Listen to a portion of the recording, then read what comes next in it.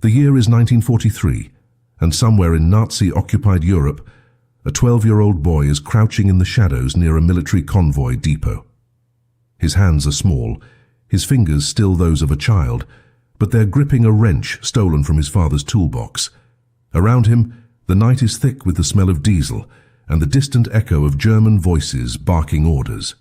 In less than 10 minutes, those trucks, massive vehicles painted in Wehrmacht grey, will roll out carrying SS troops to the Eastern Front. But this boy has a plan so simple and so dangerous that it could either save dozens of lives or end his own before sunrise. He's not a trained saboteur, he's not a member of any resistance cell. He's just a kid who decided that doing nothing was worse than doing something, even if that something meant crawling under the belly of a Nazi war machine with nothing but a wrench and a prayer. And what he's about to do will cause chaos that the SS will never see coming. Because when those trucks hit the road at full speed, their wheels are going to fly off one by one, sending tons of steel and soldiers tumbling into ditches, forests and ravines. But here's the question that will haunt you by the end of this story. How did a child, barely old enough to ride a bike unsupervised, outsmart one of the most brutal military forces in human history? And why has his name been erased from almost every history book? The world this boy lives in is not the world you know. 1943 is the year the war turned savage, the year the Nazi occupation of Eastern Europe became a grinding machine of death and desperation. In cities and villages stretching from Poland to Ukraine, from Czechoslovakia to the Baltic states, daily life has been replaced by a nightmare.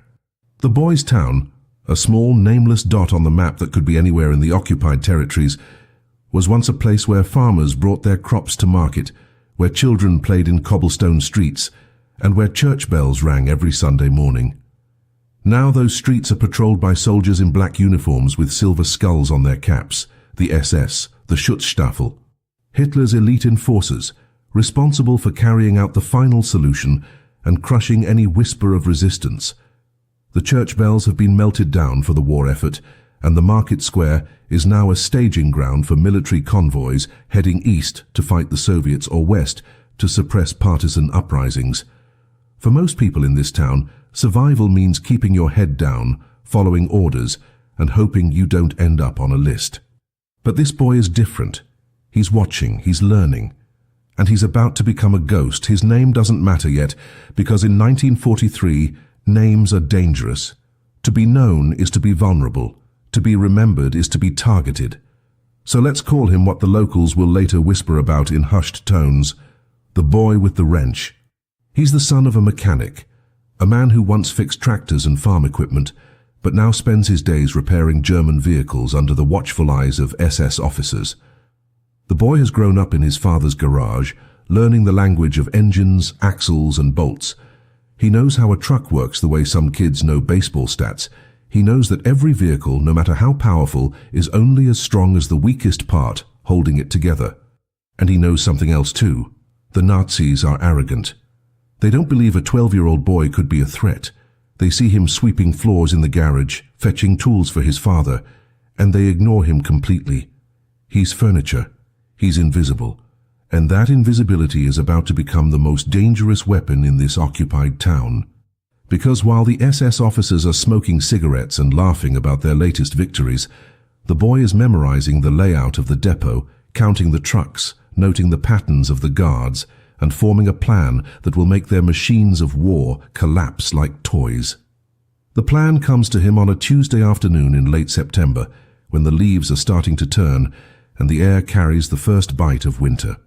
His father is under the hood of a troop transport truck, replacing a fuel line, and the boy is handed a socket wrench to pass over. As he holds the tool, something clicks in his mind. The lug nuts. Every truck that rolls out of this depot has wheels secured by 5 or 6 lug nuts per wheel. Remove them all and the wheel falls off immediately. Too obvious. But loosen them just enough so they hold for a few kilometers. Just enough so the truck makes it past the checkpoint and onto the open road where there are no witnesses and no quick rescue. That's when the wheels come off. That's when the truck flips. That's when the SS soldiers inside go from hunters to prey. The beauty of the plan is its simplicity. No explosives, no guns, no dramatic confrontation. Just a wrench, A few minutes of darkness, and the cruel physics of a vehicle traveling at 60 kilometers per hour with compromised wheels. The boy doesn't tell his father. He doesn't tell anyone. Because in 1943, trust is a luxury no one can afford, not even between father and son. That night, when the depot is silent, except for the rhythmic pacing of a single guard, the boy slips out of his house. He's wearing dark clothes, his face smeared with dirt to avoid reflecting moonlight, and the wrench is tucked into his belt. His heart is pounding so hard, he's sure the guard will hear it, but he forces himself to move slowly, to stay low, to become part of the shadows. The depot is a graveyard of vehicles, trucks lined up in neat rows, waiting for dawn when they'll carry fresh troops to the front lines. The boy chooses his targets carefully. Not the fuel trucks, too volatile, not the command vehicles, too heavily guarded, but the troop transports, the ones loaded with 20 or 30 soldiers each. Those are the ones. He crawls under the first truck, the cold metal pressing against his back, and begins to work. One lug nut loosened, then another. Not removed, just loosened enough to thread back on loosely, enough to pass a visual inspection, but not enough to survive the stress of the road. It takes him 3 minutes per wheel. He does 4 trucks that night, 16 wheels, 96 potential points of failure. And when he's done, he slips back into the darkness, his hands black with grease, his lungs burning from holding his breath, and his mind already planning tomorrow night's targets. The next morning, the trucks roll out on schedule. The boy watches from a distance as SS officers climb into the cabs, as soldiers pile into the back compartments, laughing and joking, unaware that they're riding in coffins on wheels. The convoy moves through the town square, past the shuttered shops and the frightened faces peeking through curtains, and then disappears down the road heading east. The boy doesn't know when it will happen. He doesn't know how many will survive. All he knows is that somewhere out there, on some nameless stretch of road between this town and the front lines, metal will fail, wheels will shear off, and the machines of the Third Reich will taste dirt and blood, and he'll be ready to do it again tomorrow night. Because this is his war now. A war fought not with guns or bombs, but with a 12-year-old's wrench and the unshakable belief that even the smallest act of defiance can shake an empire. The first reports come back 3 days later, and they arrive not as official announcements but as whispers carried by drivers returning from supply runs. A truck overturned near the village of Krasnoye. Another one lost 2 wheels simultaneously on a bridge approach and nearly plunged into a ravine. A third flipped on a curve, killing 4 SS soldiers instantly and injuring a dozen more. The German command is baffled. These are military-grade vehicles, maintained by skilled mechanics, inspected daily by engineers. Sabotage is suspected, of course. It's always suspected in occupied territory, but the usual methods would leave evidence. Cut brake lines, sugar in fuel tanks, explosives planted under chassis, but loose lug nuts, that's not the work of professional partisans. That's either catastrophic negligence or something far more subtle. The SS begins an investigation, pulling in mechanics for interrogation, inspecting every vehicle with paranoid intensity. They're looking for a sophisticated network, a trained saboteur, perhaps even a Soviet agent embedded in their ranks. They never look at the 12-year-old boy sweeping the garage floor, and that's exactly what keeps him alive. The boy doesn't celebrate. He doesn't even allow himself to feel satisfaction. Emotion is a luxury, and luxury gets you killed. Instead, he refines his technique. He learns to work faster, to choose trucks based on their cargo manifests when he can glimpse them, to prioritize vehicles heading to the most critical operations. He discovers that loosening 3 lug nuts per wheel creates a more unpredictable failure pattern than loosening all 5. The wheel wobbles violently before detaching, giving the driver just enough time to panic, but not enough time to stop safely. He starts carrying a small brush to sweep away any metal shavings that might give him away. He memorizes the guard rotation schedules down to the minute. He becomes a phantom, a ghost that moves through the depot leaving no trace except mechanical failure 20 or 30 kilometers down the road. His father notices the boy is tired, that he's sleeping through breakfast, but in 1943, everyone is tired. Exhaustion is the default state of existence. So the father says nothing, and the boy continues his nightly missions, each one a small prayer that this will be the truck that doesn't make it to its destination.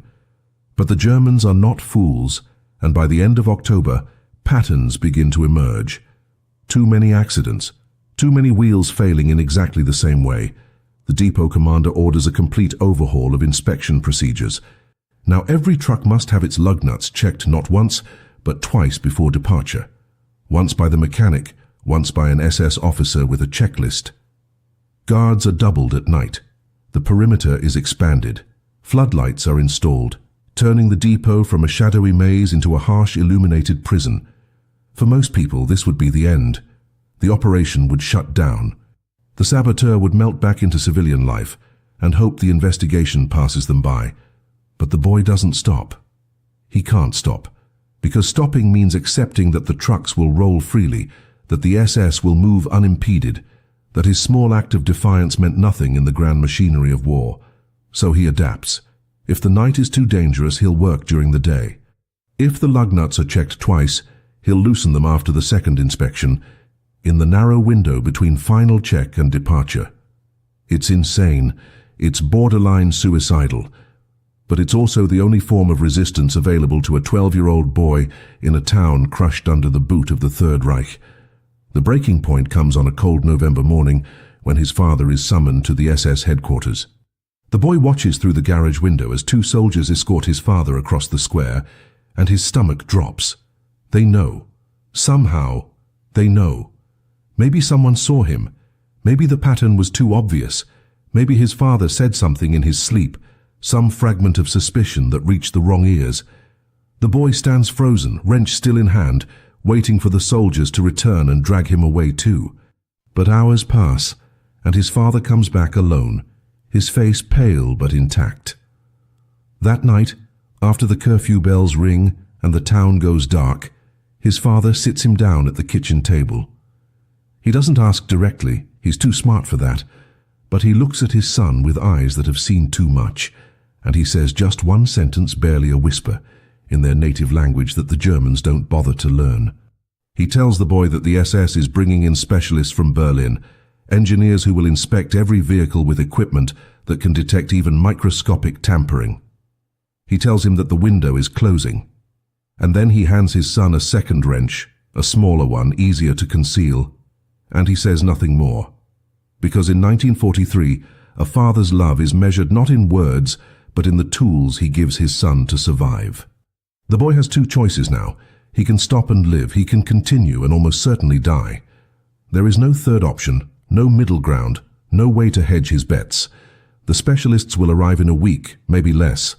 After that, any tampering will be detected immediately, and the investigation will lead straight back to the garage, straight back to his father, straight back to him. He knows the SS's methods. He's seen what happens to saboteurs, public hangings in the square, bodies left swinging for days as warnings. He's 12 years old. He should be terrified. But instead, as he lies in his bed that night staring at the ceiling, he feels something else entirely. He feels clarity. Because if he only has a week, then he's going to make that week count. He's going to loosen every lug nut on every truck he can reach. He's going to turn this depot into a graveyard of broken machines. And if they catch him, if they drag him to the square and put a rope around his neck, at least he'll die knowing that somewhere out there on the roads of occupied Europe, dozens of SS soldiers never made it to their destinations. At least he'll die knowing that a 12-year-old boy with a wrench fought back. At least he'll die free. The next 6 nights become a blur of adrenaline and cold metal. The boy abandons caution in favor of volume. Where he once targeted 4 trucks per night, he now targets 8, 10, sometimes 12 if the guards are lazy or distracted. He works with a speed that borders on reckless, his fingers moving automatically through the sequence. Crawl under, locate wheel, loosen 3 nuts per wheel, move to next wheel, repeat. He no longer bothers to sweep away the evidence or cover his tracks perfectly. Time is the enemy now, not discovery. The specialists from Berlin could arrive tomorrow or in 5 days, but whenever they come, his campaign ends. So he floods the system with failures, turning the depot into a ticking time bomb, where every vehicle is a potential disaster waiting to happen. His hands bleed from gripping the wrench too hard. His knees are raw from crawling over gravel and dirt, and his eyes burn from lack of sleep. But he doesn't stop. He can't stop. Because every truck he sabotages is one less vehicle carrying troops to burn villages, round up families, or execute partisans. Every wheel that flies off is a small victory in a war where victories are measured in moments, not miles. The results are catastrophic for the Germans. By the fourth night of his intensified campaign, the accident rate has become impossible to ignore. Convoys are delayed, supply lines are disrupted, commanders are screaming at mechanics, mechanics are screaming at inspectors, and inspectors are tearing apart vehicles looking for explanations that make sense. Some officers begin to suspect supernatural causes, a curse perhaps, placed on the depot by local witches or vengeful spirits. It sounds absurd, but in 1943, in the brutal chaos of the Eastern Front, where nothing makes sense anymore, even educated men start believing in ghosts. Others blame Soviet spies with advanced training, imagining elaborate networks of infiltrators using techniques beyond their understanding. The truth, that a single 12-year-old boy with a stolen wrench is responsible for crippling their entire motor pool, never crosses their minds. They're looking for complexity, for sophistication, for an enemy that matches their self-image as the master race. They can't fathom that they're being defeated by simplicity itself, by a child who understands that sometimes the most effective weapon is the one nobody expects. But the boy knows his time is running out in ways beyond the approaching specialists. His body is breaking down.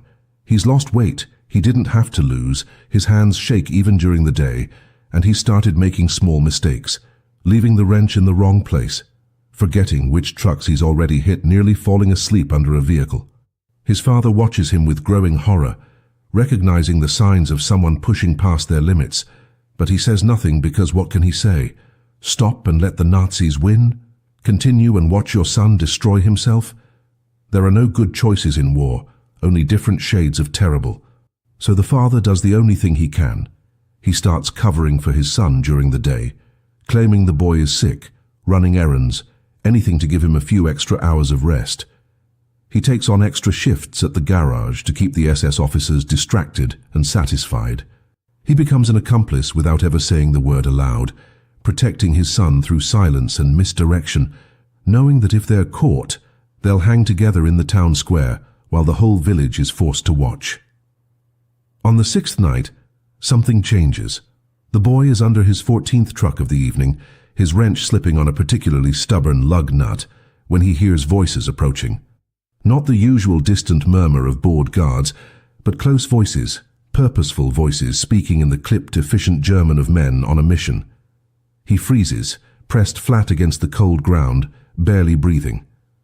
Boots stop 3 meters from his hiding spot. Flashlight beams sweep across the depot. Someone is giving orders. A full inspection, right now, tonight, every vehicle. The specialists from Berlin have arrived early. The boy's heart hammers against his ribs so hard he's certain they'll hear it. He has 2 options. Stay hidden and hope they don't check under this particular truck, or run now and hope he's fast enough to disappear into the darkness. Both options are suicide. If he stays and they find him, he's trapped. If he runs, they'll shoot first and investigate later. So he chooses a third option that only a 12-year-old mind could conjure. He stays perfectly still and pretends he's already dead. Just another piece of debris under a military truck. Nothing worth investigating. The boots move closer. A flashlight beam passes inches from his face, and then, miraculously, impossibly, they move on to the next vehicle. The boy doesn't move for another 20 minutes, even after the voices fade, even after his muscles are screaming and his lungs are burning. When he finally crawls out, his legs barely support him, and he realizes with absolute clarity that this was his last night. The hunt has begun and he's just run out of places to hide. The morning brings news that spreads through the town like wildfire. 3 trucks overturned simultaneously on the main eastern highway, creating a pileup that killed 17 SS soldiers and injured 32 more. Another truck lost all 4 wheels at once while crossing a railway bridge, plunging into the ravine below and exploding on impact. The death toll from the boys' 6-night campaign now exceeds 60, with over 100 injured, and the entire regional command structure is in chaos. The specialists from Berlin are furious, demanding answers, threatening executions if the saboteur isn't found within 48 hours. The boy listens to these reports while sweeping the garage floor, his face carefully neutral, his hands steady despite the exhaustion threatening to pull him under. He's done. His campaign is over. The depot is now a fortress, and even if he could somehow slip past the new security measures, his body has nothing left to give. But as he sweeps, as he listens to the Germans' rage and scramble and fear, he allows himself one small hidden smile. Because 60 dead Nazis is 60 fewer monsters in the world, and for a 12-year-old boy with nothing but a wrench and a dream of resistance, that's not just a victory, that's immortality. The Berlin specialists waste no time establishing their regime of terror. They arrive with equipment the local SS has never seen: precision measuring tools, chemical detection kits, even X-ray machines meant to peer inside metal components for microscopic flaws. Every vehicle in the depot is placed under quarantine. Mechanics are interrogated for hours, their work histories examined, their families investigated. The specialists operate with the cold efficiency of men who have done this before, who have hunted saboteurs in factories from Munich to Warsaw, and who believe that every problem has a solution if you apply enough pressure to enough people.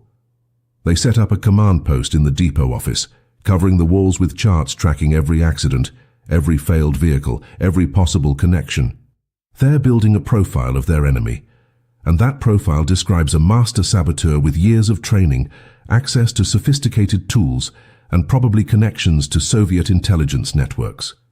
They never consider that their enemy is a malnourished child who learned mechanics by watching his father fix farm equipment. The disconnect between their assumptions and reality is so vast that it becomes the boy's greatest protection, because they're hunting a ghost that doesn't exist while ignoring the shadow right in front of them. But the specialists do something the local SS never thought to do. They begin watching the mechanics' families. Not overtly, not with interrogations or arrests, but with silent observers stationed in the town, noting who comes and goes, who meets with whom, who acts differently than before. The boy notices them on the third day after the specialists arrive. A man in civilian clothes sitting in the cafe across from the garage, the same man every day, always with a newspaper he never reads and eyes that never stop moving. Another observer stationed near the school watching the children, taking notes. The net is tightening, and the boy realizes with cold certainty that his invisibility is evaporating. Children are not supposed to be threats, but someone in Berlin has apparently considered the possibility that a threat could come from an unexpected source. Maybe they've dealt with young saboteurs before in other occupied territories. Maybe they're simply being thorough. Either way, the boy knows that if he makes one mistake, if he's seen in the wrong place at the wrong time, if his exhaustion betrays him into a careless moment, the observers will notice, and the specialists will come. His father senses the shift in the air and makes a decision that will save his son's life. He begins bringing the boy to the garage every single day, keeping him visible, keeping him busy with legitimate work, creating a documented pattern of behavior that the observers can see and verify. Look, the pattern says, this is just a mechanic's son learning the family trade. He sweeps floors, he fetches tools, he helps his father with oil changes and tire rotations under the watchful eyes of SS officers who treat him like furniture. There's nothing suspicious here, nothing worth investigating. It's a brilliant piece of misdirection, turning the very visibility that the boy had worked so hard to avoid into his shield. The observers watch, they take notes, and they see exactly what the father wants them to see: a boring, unremarkable child engaged in boring, unremarkable tasks. What they don't see, what they can't see, is that every night the boy goes to bed exhausted, not from work, but from the toll his 6-night campaign took on his body. They don't see the infected cuts on his hands that he hides under gloves.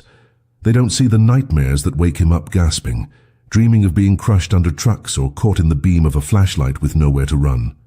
The investigation drags on for 2 weeks with no results, and the specialists' frustration grows into rage. They've examined every vehicle, interviewed every worker, analyzed every piece of evidence, and found nothing that makes sense. The pattern of failures suggests tampering, but the lack of physical evidence suggests impossibility. Some of the specialists begin to argue among themselves, their unified front cracking under the pressure of an unsolvable mystery. One faction insists there must be an insider, someone with authorized access who can work undetected. Another faction believes the sabotage happened before the trucks arrived at the depot, perhaps at the manufacturing plant in Germany itself. A third faction, growing desperate, returns to the supernatural explanation. Maybe there really is a curse, maybe the local population has found some way to hex the vehicles through means science cannot detect. The boy listens to fragments of these arguments, passed along by his father who overhears them during inspections, and he's amazed at how close they come to the truth, while simultaneously missing it entirely. They have every piece of the puzzle except the one that matters, the realization that their enemy is not a trained agent or a supernatural force, but a child who got angry enough to fight back with the only weapon he had. Finally, after 3 weeks of finding nothing, the specialists make their recommendation to the regional SS command. The saboteur, they conclude, has either been killed in one of the accidents they caused, or has fled the area entirely. The pattern of failures has stopped, no new incidents since their arrival, which suggests the threat has been neutralized. They recommend implementing new inspection protocols, installing better security and moving on. It's not the triumphant resolution the SS wanted, not the public execution that would terrorize the population into submission, but it's something, and in 1943, something is better than the alternative of admitting that the master race was outwitted by someone they can't even identify. The specialists pack up their equipment and return to Berlin, leaving behind a depot that now operates under paranoid levels of security. The boy watches them go from the garage window, and only then does he allow himself to truly breathe. He's survived. Against every odd, against every rational prediction, he's survived. But survival comes with a cost he's only beginning to understand, because the boy who loosened those lug nuts is not the same boy standing here now. Something inside him has been rewired, something fundamental about how he sees the world and his place in it. He's learned that he's capable of killing, that his actions have consequences measured in body counts, and that knowledge is a weight he'll carry for the rest of his life. He's 12 years old, and he's already a veteran of a war that history will never record. Winter arrives early in 1943, and with it comes a false sense of normalcy that feels more dangerous than the chaos that preceded it. The depot returns to its routine operations, trucks roll out on schedule, and the town settles back into the rhythm of occupation, a rhythm measured in curfews, ration lines, and the ever-present sound of boots on cobblestone. The boy continues working at the garage, his hands now calloused and steady, his face carefully blank whenever SS officers bark orders at his father. To anyone watching, he's just another child growing up too fast in wartime, unremarkable and forgettable. But inside, behind the mask of normalcy, something has changed fundamentally.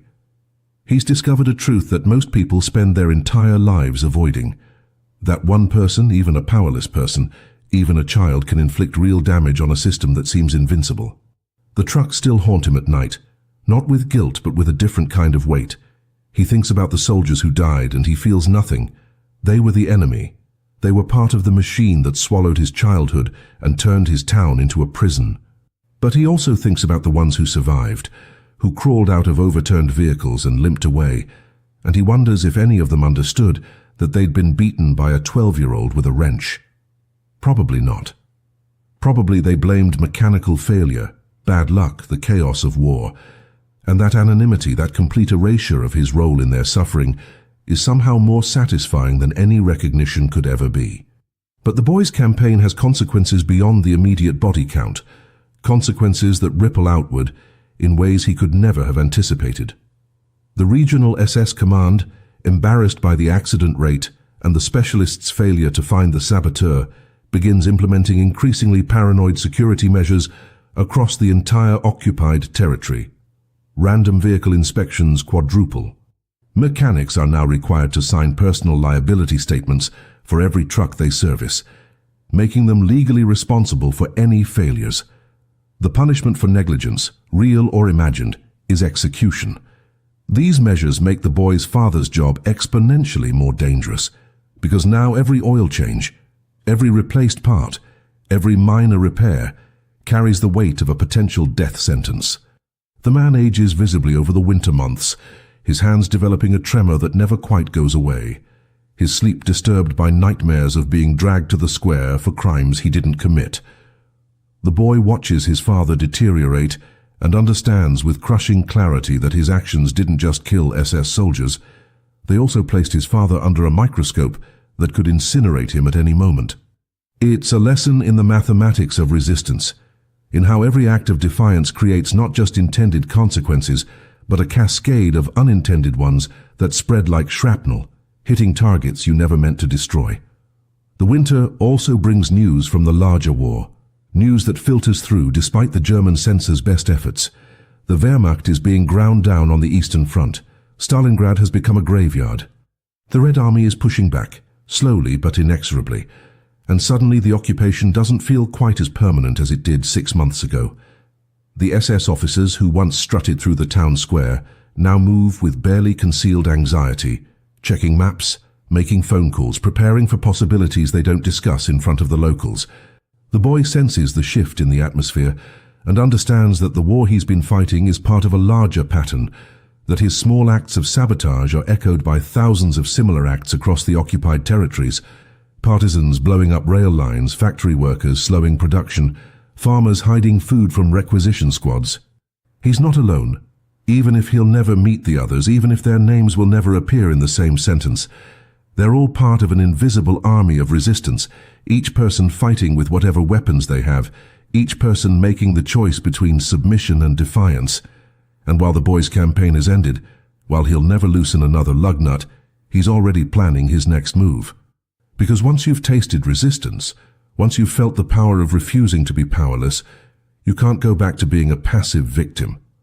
The war has changed him permanently, and he's changed the war in ways that won't be fully understood until long after the guns fall silent.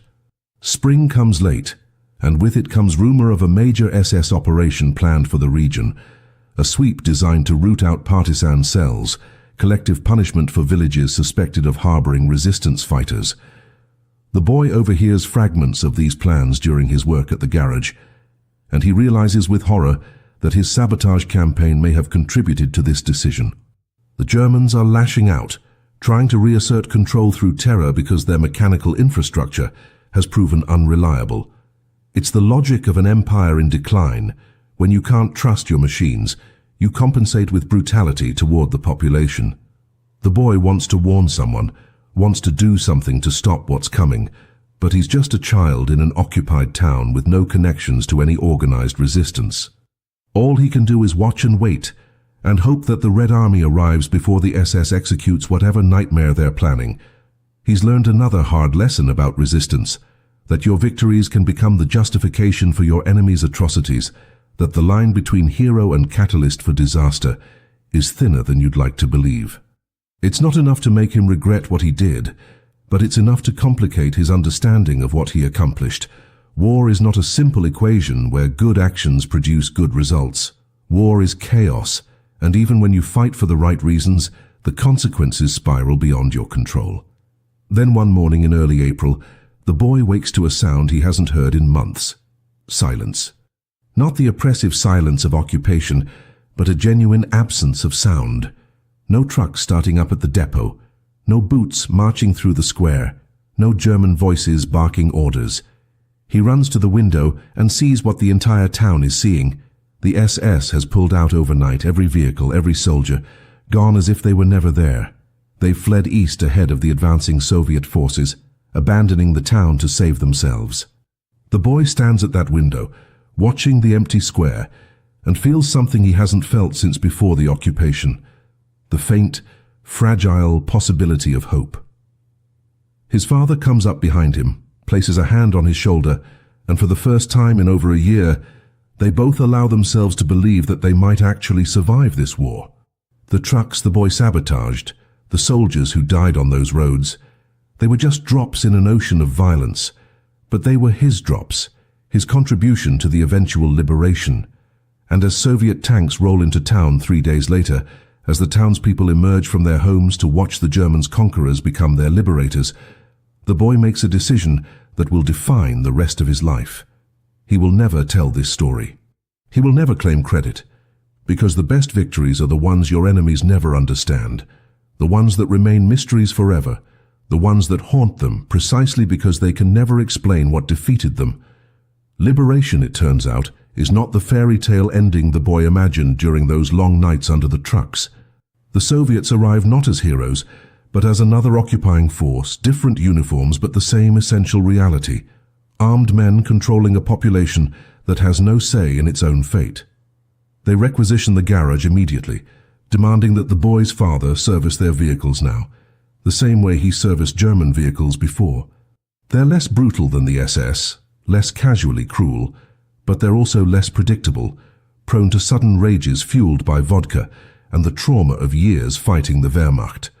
The boy learns quickly that survival under Soviet occupation requires the same skills he developed under the Germans: invisibility, silence, and the careful performance of compliance. But there's a difference now, a fundamental shift in how he sees the world. He's no longer the innocent child who believed that defeating the Nazis would restore normalcy. He understands now that the war has broken something in the foundation of civilization itself, that the peace everyone dreams about is not a return to the world before, but a stumbling forward into something new and uncertain. And he carries inside him a secret that no one else knows, a story of resistance that he can never share because in the new Soviet order, independent resistance is viewed with suspicion. The Soviets want to believe they liberated this town through military might alone, not with the help of a 12-year-old saboteur who killed 60 SS soldiers with a wrench. The months after liberation blend into a haze of reconstruction and recrimination. The town tries to rebuild itself, but too much has been destroyed. Too many people are missing, too many families have been shattered by loss. Collaborators are identified and punished, sometimes through official Soviet tribunals, sometimes through mob justice that leaves bodies hanging from the same lampposts where the SS once displayed their victims. The boy watches these executions with complicated feelings. Some of the collaborators were true believers, enthusiastic participants in Nazi atrocities who deserve whatever fate befalls them. But others were just people trying to survive, who made compromises, who took jobs with the Germans to feed their families. Where's the line between survival and betrayal? The boy doesn't know, and watching the town tear itself apart trying to answer that question makes him grateful that his own resistance remained secret. Because if people knew what he'd done, he'd be elevated to hero status, paraded through the square, pressured to tell his story again and again until it stopped being his story and became town property, a legend to be embellished and distorted. He prefers the anonymity, prefers being just another war orphan. His father died during the first winter of Soviet occupation, succumbing to pneumonia and exhaustion, trying to figure out how to live in a world that no longer makes sense. By 1946, the boy is 14 and working as a mechanic in the same garage his father once ran, now fully nationalized by the Soviet state. He's good at his work, precise and efficient, and the Soviet officers who bring their vehicles to him never suspect that he once used these same skills to kill their former enemies. He never loosens another lug nut, never sabotages another vehicle, because the war is over, and resistance now would serve no purpose except his own destruction. But he thinks about those nights constantly, running his hands over the same tools he used, remembering the cold metal of truck undercarriages against his back, the smell of grease and diesel, the hammering of his heart when guards passed too close. The memories don't fade with time. If anything, they become sharper, more vivid, as if his mind is determined to preserve every detail of the most important thing he'll ever do. He starts having dreams where he's back under the trucks, but in the dreams the lug nuts won't loosen. His wrench slips uselessly, and SS soldiers surround the depot, closing in, while he struggles and fails. He wakes from these dreams gasping, his hands cramping as if still gripping the wrench, and he realizes that he's not haunted by what he did, but by the possibility that it didn't matter, that those 60 dead soldiers were replaced by 60 others, that the war would have ended the same way regardless of his actions. The question of whether his sabotage mattered becomes an obsession that he can't share with anyone. Did he actually contribute to the German defeat? Or was he just a child playing at resistance while real soldiers fought real battles? The rational part of his mind knows the answer. 60 dead SS soldiers is not nothing. Every disrupted convoy helped the Soviet advance. Every truck that didn't reach the front line was a small victory. But the emotional part of his mind, the part that carries the weight of what he did, needs confirmation that will never come. There are no after-action reports for child saboteurs, no official recognition, no way to trace the consequences of his actions through the vast machinery of the war. So he's left with uncertainty, with the knowledge that he killed, but not the confirmation that his killing mattered in any larger sense. It's a peculiar kind of torture, unique to resistors who operated in isolation. The partisan who blows up a bridge can see the bridge destroyed, can measure the impact. But the boy loosened nuts that failed kilometers away, killed soldiers whose names he never learned, disrupted operations he couldn't observe. His war was fought in darkness against an enemy he never saw face to face, and the results of that war exist somewhere in German casualty reports he'll never read, in Soviet intelligence assessments he'll never access, in a historical record that will never mention his name. As the years pass and the boy becomes a young man, he makes a conscious decision about how to carry his secret. He will not forget what he did. Forgetting would be a betrayal of the risks he took and the impact he had, however unmeasurable. But he will also not allow the secret to define him, will not become the kind of bitter veteran who lives in the past, because the present offers nothing comparable. He teaches himself to think of those 6 nights as a chapter in his life, not the entire book. He learns other skills beyond mechanics, reads voraciously, eventually gets permission to move to a larger city where no one knows his history. He marries, has children, builds a career, lives the ordinary life that the war tried to steal from him. And he never tells his wife about the trucks, never tells his children about the wrench, never tells anyone because the story is his and his alone, the one thing the war didn't take from him. In a strange way, the secrecy becomes more valuable than any recognition could be.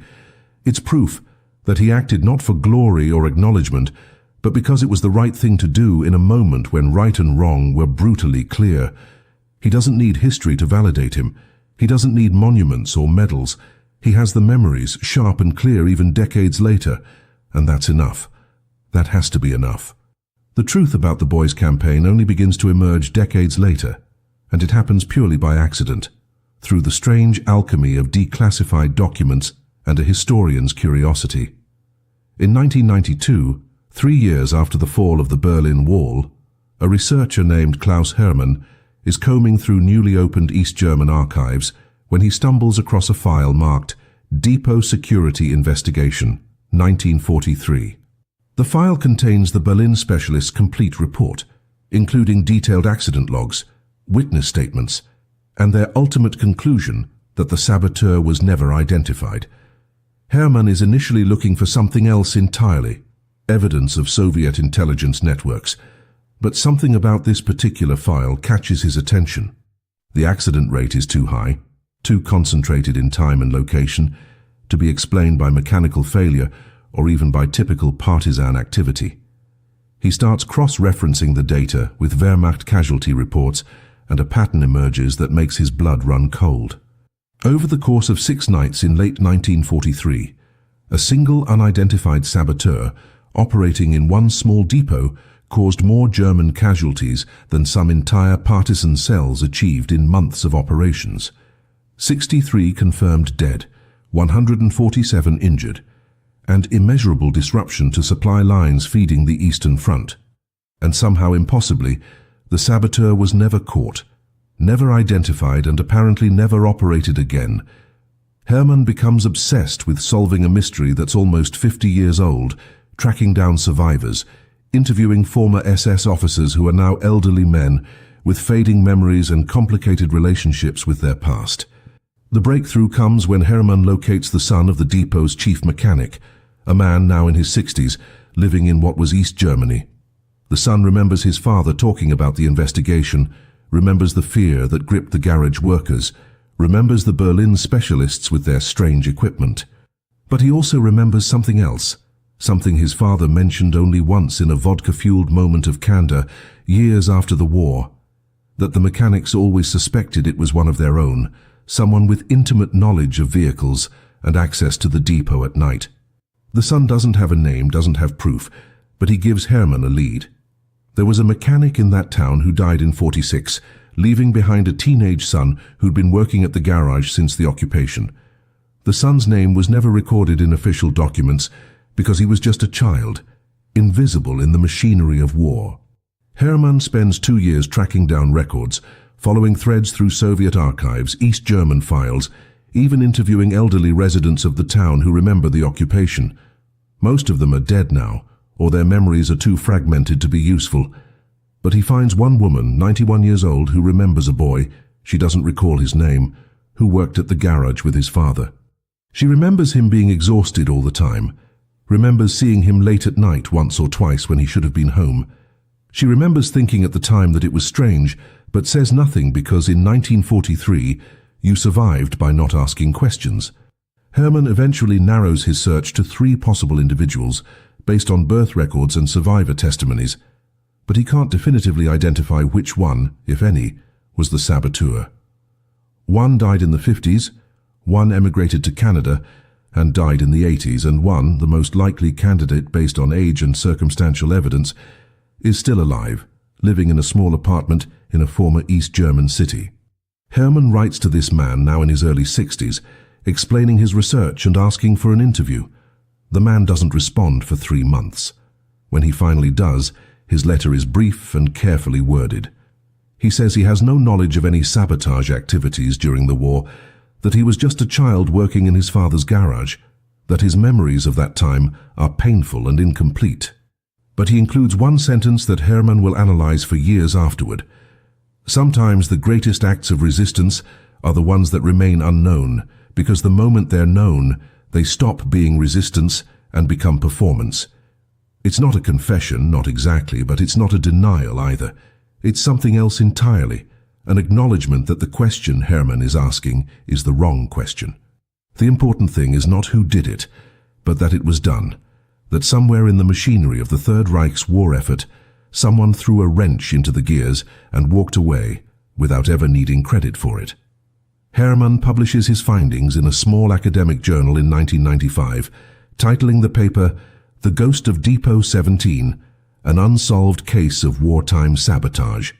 The paper attracts minimal attention outside specialist circles, just a footnote in the vast literature of World War II resistance. But among historians of the Eastern Front, it becomes a minor legend, the saboteur who killed 60 SS soldiers and vanished without a trace, possibly a child, possibly working alone, possibly dead, possibly still alive somewhere carrying a secret that could rewrite small chapters of the war's history. Hermann receives letters from other researchers suggesting alternative theories. Maybe it was a Soviet agent, maybe it was a team working in coordination, maybe the whole thing was German incompetence misinterpreted as sabotage. But Hermann remains convinced that his original theory is correct, that this was the work of one person, probably young, probably untrained, who improvised a campaign of resistance using nothing but mechanical knowledge and extraordinary courage. He tries one more time to contact the man who never quite denied being the saboteur, but the letter is returned marked addressee deceased. The man died in 1996, taking whatever truth he possessed to his grave, and with his death the possibility of ever confirming the story dies too, leaving behind only evidence, speculation, and the stubborn historical fact that someone, somewhere, did something extraordinary and chose never to tell a soul. In 2003, a documentary filmmaker named Sarah Mitchell stumbles across Hermann's paper while researching a broader project about child resistors during World War II. She's immediately captivated by the story and decides to dedicate an entire episode to trying to solve the mystery. She tracks down Hermann, now retired and battling cancer, and convinces him to share everything he knows. Together they return to the town, now part of a unified Germany, barely recognizable from its wartime self, and interview the few remaining survivors old enough to remember 1943. They find fragments, pieces of a puzzle that will never quite fit together. An elderly woman remembers SS trucks overturning. A man remembers the Berlin specialists arriving with their equipment. Another woman remembers a mechanic's son, who was always tired, always quiet, who left town after the war and never came back. Mitchell films all of these interviews, weaves them together with Herman's research and historical footage of the Eastern Front, and creates a 28-minute documentary titled The Boy with the Wrench. It airs on a German public television channel late one night and is watched by approximately 40,000 people. Most of them forget it within a week, but a very few, are changed by it. They understand that history is not just about generals and politicians, not just about armies and nations, but about individuals who make choices in impossible circumstances. They understand that somewhere in the vast tragedy of World War II, a child decided to fight back with a wrench, and that choice mattered even if no one ever knew who made it. The documentary disappears into the vast ocean of forgotten media, archived on a server somewhere, occasionally watched by history students researching obscure resistance movements, but never achieving anything approaching viral status or mainstream recognition. Sarah Mitchell moves on to other projects. Klaus Hermann dies in 2007, still wondering if he'd correctly identified the saboteur, and the story seems destined to remain exactly what it always was: a footnote, a curiosity, a maybe true tale that historians mention in passing when discussing the countless small acts of resistance that collectively helped bring down the Third Reich. But stories have a strange way of resurfacing when the world needs them, and in 2018, a high school teacher in Ohio named David Chen assigns his students a project on unsung heroes of World War II. One student, a 15-year-old girl named Emma Rodriguez, finds Mitchell's documentary through a deep internet search and becomes obsessed with the story. She spends 3 months researching everything she can find about Depot 17, the accident reports, the Berlin investigation, even teaching herself basic German to read primary sources. For her final project, she creates a presentation that brings the story to life in a way that captivates her classmates, many of whom have never thought much about World War II beyond what Hollywood shows them. Emma's presentation goes beyond just recounting the facts. She makes a compelling argument about why this story matters in the 21st century, about what it means that a child with no training, no support, and no expectation of recognition could damage a military machine that seemed invincible.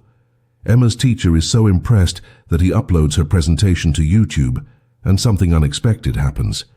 The video starts getting views, not millions but thousands, then tens of thousands, then hundreds of thousands. Comment sections fill with people sharing their own family stories of resistance, of grandparents who fought in small ways, of aunts and uncles who hid refugees or sabotaged factories, or passed information to Allied forces. The story of the boy with the wrench becomes a catalyst for a larger conversation about how ordinary people resist tyranny, about how courage doesn't always look like soldiers storming beaches or pilots flying missions. Sometimes courage looks like a 12-year-old crawling under trucks in the middle of the night, risking everything for a victory he'll never be able to claim. The video gets picked up by history podcasts, shared on social media, translated into multiple languages. Emma gets interviewed by local news stations, then national ones, then international ones. She becomes, ironically, the face of a story about someone who deliberately chose to have no face, who valued anonymity over recognition. And while Emma is careful to acknowledge that the saboteur's identity was never confirmed, that the whole story might be historical speculation built on circumstantial evidence, the power of the narrative transcends the question of absolute proof. Because whether or not every detail is exactly as Hermann and Mitchell theorized, the core truth remains undeniable. Someone did this. Someone young and brave and strategic caused massive damage to the Nazi war machine and walked away without ever telling a soul. The renewed interest in the story prompts new research efforts. Historians in Germany, Poland, and Russia begin combing through archives with fresh eyes, looking for any documentation that might confirm or disprove the theory. A researcher in Moscow finds Soviet intelligence reports from 1944 that reference unusually high German vehicle casualty rates in the region during late 43, noting it as a positive development, but attributing it to partisan activity rather than investigating further. A German historian locates the personal diary of one of the Berlin specialists, which includes a fascinating passage about his frustration at being unable to solve what he describes as the depot mystery, and his private suspicion that they were looking for the wrong kind of person. These new findings don't definitively prove anything, but they add layers of corroboration to Herman's original research. More importantly, they keep the story alive in academic circles, ensure that it gets mentioned in new histories of the Eastern Front, guarantee that future students studying World War II resistance will encounter the tale of the unidentified child saboteur who killed 63 SS soldiers with nothing but mechanical knowledge and a stolen wrench. The story becomes part of the historical canon, not as verified fact, but as compelling possibility, as an example of how the gaps in our historical record often contain the most interesting truths. By 2020, the story has taken on a life of its own, evolving beyond any single telling into a kind of modern legend. Artists create paintings imagining the boy under the trucks. Musicians write songs about anonymous resistance. A playwright in Berlin writes a one-act play set in the garage where the boy and his father work, exploring themes of complicity, courage, and the cost of survival under occupation. None of these artistic interpretations claim to know the truth. They're explicitly framed as imaginative responses to a historical mystery, but collectively they ensure that the story keeps circulating, keeps finding new audiences, keeps asking new generations to think about what they would do in similar circumstances. And that question, more than any specific historical fact, is what gives the story its enduring power. What would you do if you were 12 years old living under Nazi occupation? Would you stay invisible and safe, or would you find a way to fight back? Would you accept powerlessness, or would you discover that even the most powerless person has the ability to inflict damage on a system designed to crush them? These are not comfortable questions, and they don't have easy answers, which is precisely why the story matters. It refuses to let us off the hook, refuses to let us believe that resistance is only possible for trained soldiers or connected partisans or people with resources and support networks. The story also raises uncomfortable questions about recognition and validation that resonate in an age of social media and constant performance. The boy, if he existed, if Herman's research was correct, chose silence over fame, chose effectiveness over credit, chose to carry his accomplishment in secret rather than trade it for status or acknowledgement. In a culture where every act of kindness gets posted online, where activism is often indistinguishable from personal branding, where people document their resistance in real time for likes and shares, the idea of someone doing something extraordinary and then simply walking away without telling anyone feels almost alien. Yet that's exactly what makes the story so powerful. The boy didn't fight for recognition. He fought because it was right, because it was necessary, because he couldn't live with himself if he did nothing. And when the fighting was done, he returned to ordinary life and let history move on without him. There's something profoundly subversive about that choice, something that challenges our assumptions about why people do heroic things. Maybe the highest form of courage is the kind no one ever knows about. Maybe the most meaningful victories are the ones you carry in silence. Maybe resistance doesn't need an audience to be real. These ideas make people uncomfortable because they suggest that all our performing, all our documenting, all our need for validation might actually be obstacles to genuine resistance rather than expressions of it.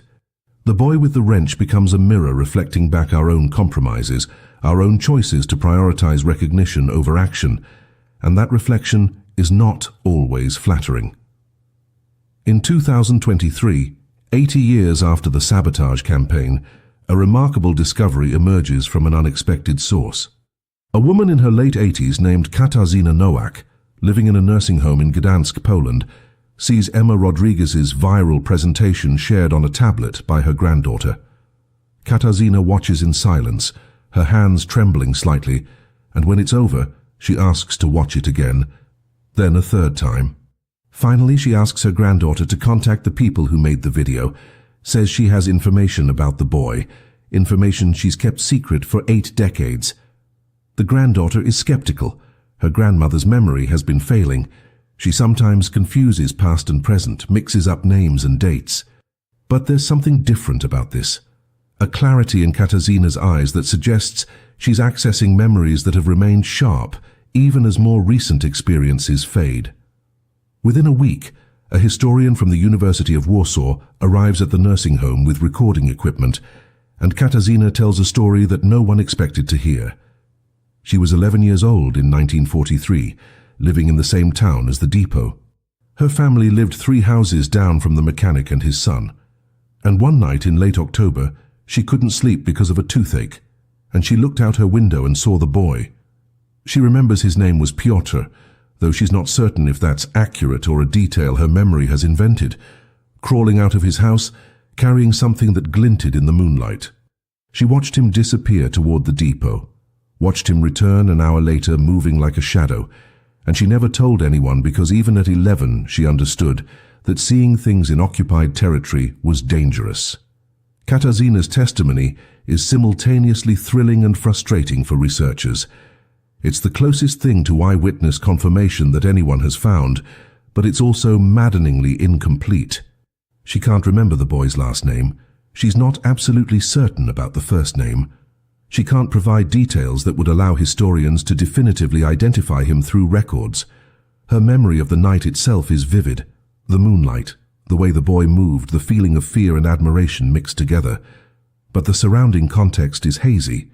She remembers the occupation, remembers the SS officers, remembers the trucks, but she can't pinpoint exact dates or provide the kind of corroborating detail that would transform her testimony from interesting anecdote to historical proof. Historians debate whether her account should be taken seriously. Some argue that an 88-year-old woman remembering something from when she was 11 is inherently unreliable, that memory is reconstructive rather than reproductive, that she might have seen the viral video and unconsciously created a memory that fits the narrative. Others counter that traumatic or emotionally significant memories from childhood can remain remarkably intact across decades, that the specificity of certain details, the glint of metal in moonlight, the particular way the boy moved, suggests genuine recall rather than fabrication. The debate becomes heated in academic circles, with reputations and methodological principles at stake. But for most people following the story, Katarzyna's testimony is enough. It confirms what they wanted to believe all along, that the boy was real, that his resistance happened, that somewhere in the darkness of Nazi occupation, a child fought back and won. The discovery of Katarzyna's testimony reignites interest in the story and prompts a new wave of investigation. Genealogists begin working backward from the town's records, trying to identify all boys who would have been around 12 in 1943 and whose fathers were mechanics. They find 7 possible candidates. 3 can be definitively ruled out based on subsequent records, showing they survived the war and lived lives that make it unlikely they were the saboteur. 2 died during the war itself in circumstances that are documented. That leaves 2 possibilities, both of whom survived into the post-war period, both of whom worked in mechanics or related fields, both of whom left minimal historical traces. One, named Piotr Kowalski, emigrated to Canada in 1951 and died in Thunder Bay in 1983. The other, named Marek Zawadzki, remained in Poland, lived quietly, and died in 1996, the same year that Herman's mysterious correspondent died. The timeline matches perfectly, and suddenly researchers realize they might have been closer to the truth than they thought. Marek Zawadzki becomes the leading candidate, and investigators begin trying to locate anyone who knew him, any surviving relatives who might have stories or documents. They find his daughter, now in her 60s, living in Krakow. She agrees to an interview but warns them that her father never talked about the war, never shared stories, maintained a wall of silence around those years that no amount of questioning could penetrate. The daughter, whose name is Anna, sits for a 3-hour interview that yields very little concrete information, but contains one moment that makes everyone in the room go silent. She's talking about her father's habits, his routines, the small quirks that defined him, and she mentions that he had a wrench, an old battered adjustable wrench, that he kept in a drawer in his workbench. He never used it for actual work, never let anyone else touch it, and when she asked about it as a child, he told her it was a reminder. A reminder of what? She asked. Just a reminder, he said, and that was the end of the conversation. When Anna's father died, she inherited his tools, including the wrench. She still has it stored in her garage in Krakow, never quite able to throw it away even though it serves no practical purpose. The historians ask if they can see it, and Anna retrieves a wooden box from her car. Inside, wrapped in cloth, is a wrench that looks like it could be from the 1940s. The right age, the right style, the kind of tool a mechanic would have used. There's no way to prove this specific wrench was used to loosen lug nuts on Nazi trucks. No forensic test can connect it to vehicles that were destroyed or abandoned 80 years ago. But everyone in that room feels the weight of possibility, understands that they might be holding the weapon that killed 63 SS soldiers, the tool that a 12-year-old boy used to fight back against an empire. Anna agrees to donate the wrench to a museum in Warsaw, where it's displayed with a placard that reads, "Wrench circa 1940s, possibly used in resistance activities during World War II. Provenance uncertain." It's the most honest historical description imaginable, acknowledging both the story's power and its ultimate unverifiability. The wrench becomes something of a pilgrimage site for people who followed the story. They come to the museum, stand in front of the display case and project onto this ordinary tool all their beliefs about resistance, courage, and the power of individual action. Some see it and are inspired to think about what they could do in their own time to fight injustice. Others see it and feel despair that we've reduced heroism to a museum piece, sanitized and safe behind glass. Still others see it and question whether the whole thing is real, or just a compelling story that we've collectively decided to believe, because we need to believe that ordinary people can make a difference. The museum curators are careful not to make definitive claims, always using words like possibly and allegedly, and according to some accounts, but they also understand that the wrench's power has nothing to do with absolute historical certainty. It's a focal point for a story that resonates across time, a physical object that connects us to a moment when someone young and scared chose action over safety. Whether or not this specific wrench was the one doesn't really matter. What matters is that somewhere, somehow, a wrench like this was used for something extraordinary, and that possibility is enough to make people reconsider their own capacity for courage. The story of the boy with the wrench has transcended its origins as a historical mystery and become something closer to myth, a narrative that contains emotional and moral truth, even if the factual details remain forever uncertain. So what do we do with a story like this? A story where the hero's name might be Piotr or Marek or someone else entirely, where the evidence is suggestive but not conclusive, where the line between history and legend has blurred beyond recognition. The easy answer is to dismiss it, to file it away as an interesting anecdote that can't be verified, and therefore doesn't belong in serious historical discourse. But that answer misses the point entirely, because the power of this story has never been about proving that one specific boy did one specific thing. The power is in what the story reveals about the nature of resistance itself, that it doesn't require armies or weapons or official sanction. That sometimes the most effective fighters are the ones nobody sees coming, the ones who use the tools they have and the knowledge they possess to inflict damage in ways the enemy can't predict or prevent. Whether his name was Piotr or Marek or remains forever unknown, the Saboteur of Depot 17 represents thousands of similar stories across occupied Europe: farmers who hid food from requisition squads, factory workers who deliberately slowed production, rail workers who provided intelligence to partisans, teachers who kept forbidden books hidden, parents who sheltered refugee children. These weren't dramatic acts of heroism that got filmed for newsreels. These were quiet, persistent, dangerous choices made by ordinary people who refused to accept that occupation meant submission. And most of them, like our boy with the wrench, never told their stories, never sought recognition, never expected history to remember them. The tragedy is how many of these stories have been lost forever, erased by the very anonymity that kept their actors alive. We'll never know how many children loosened lug nuts or cut phone lines or passed messages. We'll never know how many acts of small sabotage added up to create the conditions that allowed the Allied victory. History records the generals and the battles, the strategic decisions and the turning points, but it barely acknowledges the countless individual moments of resistance that collectively undermined the Nazi war machine from within. The boy with the wrench is unusual, only because enough evidence survived, accident reports, investigation files, a researcher's curiosity, an old woman's memory, to let us glimpse what was probably a common phenomenon. For every story like his that we can piece together from fragments, there are probably hundreds that left no trace at all, that exist now only in the fading memories of elderly survivors who never told anyone what they did or saw.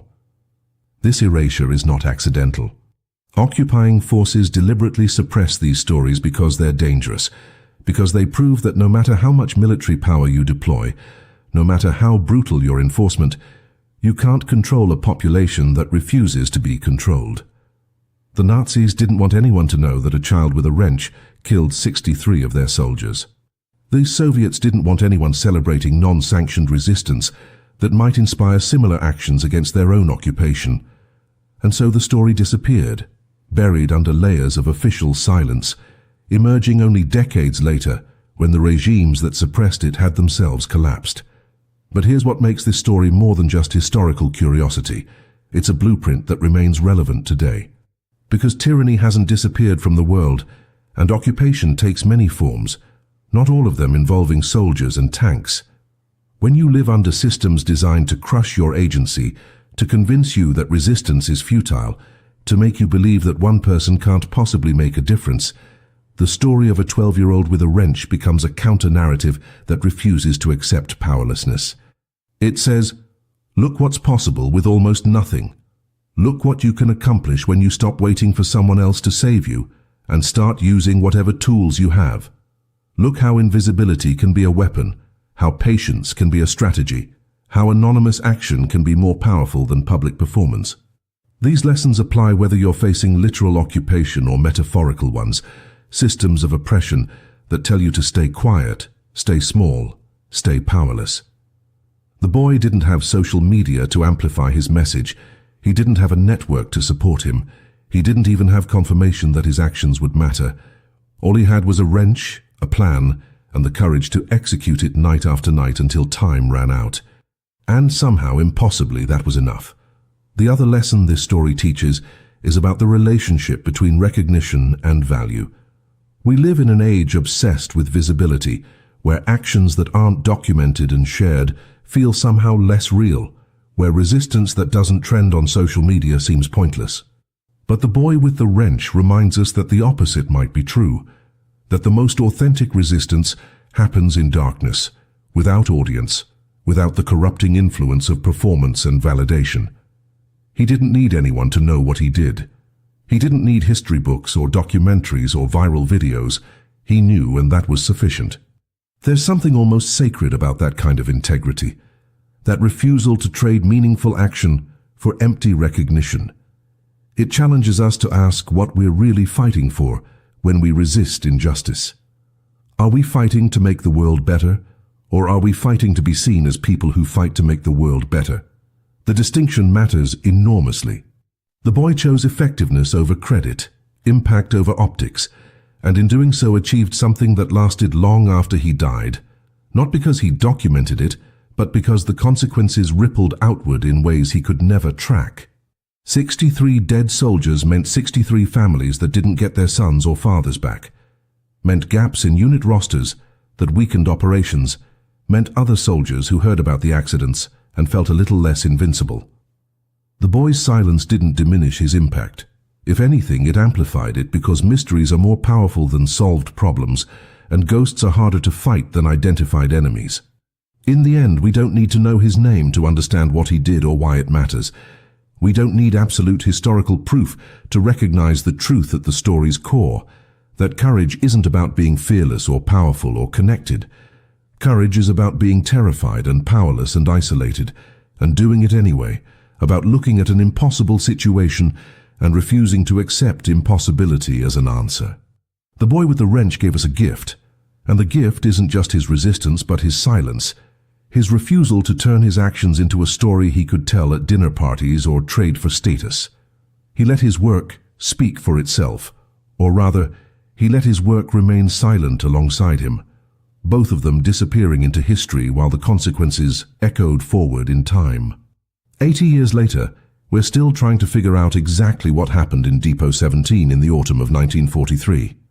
We're still debating names and details, still searching archives for proof, still arguing about whether an 88-year-old woman's memory can be trusted. And maybe that's exactly how it should be. Maybe the uncertainty is the point. Because as long as we don't know for sure, as long as the mystery remains unsolved, the story stays alive, keeps asking questions, keeps challenging us to imagine what we would do in similar circumstances. The boy with the wrench isn't just a historical figure. He's a mirror reflecting back our own choices, our own compromises, our own untested capacity for courage. And that reflection, uncomfortable as it is, might be the most valuable thing a story can offer. Not answers, but questions. Not certainty, but possibility. Not a hero to worship, but an example to consider when you're standing in your own darkness, holding your own wrench, deciding whether to stay safe or fight back. What will you choose?